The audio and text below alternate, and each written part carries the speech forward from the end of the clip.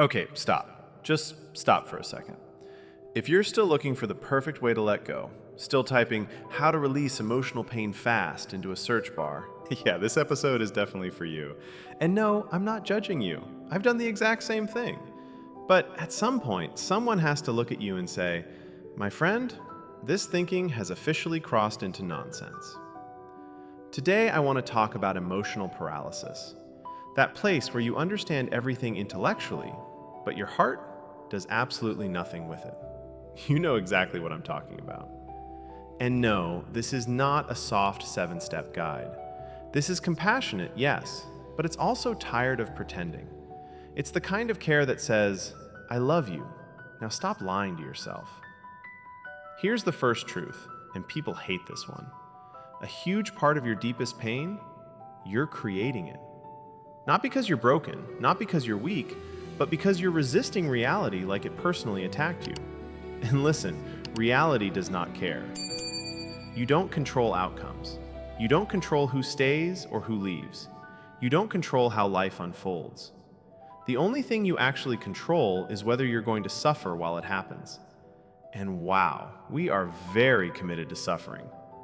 So you ask, how do I forgive? How do I let this go? Then don't forgive. Suffer. Yeah, that hit, didn't it?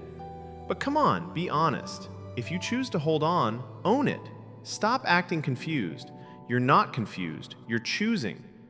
And oh my God, the techniques. 7 steps, 3 methods, 20 affirmations before breakfast. If this worked, we'd all be enlightened already. Here's the problem. The techniques are the trap. They keep you busy, focused on doing, improving this imaginary broken version of yourself. And as long as you're fixing yourself, you never stop to ask, wait, is this self even real? That suffering me? It's not solid. It's a story, a bunch of thoughts pretending to be an identity. And you've been taking it way too seriously. Imagine you're exhausted because there's a huge, invisible red horse next to you. You're panicking, researching saddles, worrying about feeding schedules. That horse is your ego. And every technique you try, you grooming an imaginary animal. There is no horse. There is no broken you. There is no one here who needs fixing. Your inability to let go is not a failure. It's just a mental loop on repeat. So what do you do instead? You stop trying. If you can't let go, then don't. Stay with it. Feel it fully.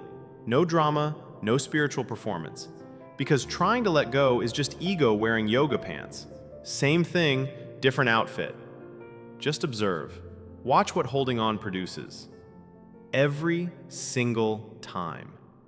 Yes, you might need to see it 100 times. Apparently, we're stubborn. But eventually it clicks. Not because you decided, but because reality finally got through. Like realizing every time you stick a needle in your foot, it hurts. Shocking, right? If you don't want pain, stop doing that. And if you keep doing it, fine. Just stop acting surprised. That's why the sages sounded impatient. Nisargadatta Maharaj was asked, I want to calm my mind. What should I do? He said, is the one who wants to calm the mind already calm? Boom. Conversation over. You cannot force peace from agitation. You only create more noise. Thoughts are weather. You're either the storm yelling at the rain or the sky watching it pass. Think of life like a video game. There's the player, awareness, safe, untouched. And there's the character, struggling, failing, winning, losing. And you keep confusing the character's score with your actual worth. The player is never harmed, never. Holding on isn't bad, letting go isn't good, it's just mechanics. So today, if you choose to hold that grudge, fine. You're loading the misery level. Play it. No shame, just observe.